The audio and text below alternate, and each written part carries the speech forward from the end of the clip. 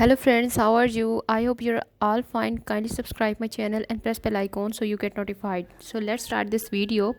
You have seen the thumbnail. So in this video I'm going to discuss nightwears. Nightwear, also called sleepwears or night clothes, is clothing designed to be worn while you sleep.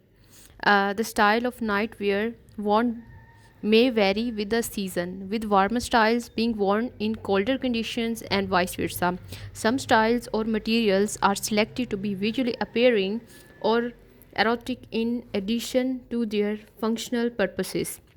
And nightwears include there are different kinds of nightwear. So I am here discussing some types. Number 1, baby doll, short loose fitting nightgown. Number 2, blanket slipper, warm sleeping garment for infants. Number 3, chemise, delicate loose fitting for women. Number 4, negligee, loose fitting sensuous nightwear. Number 5, nightcap, warm cloth cap worn by women.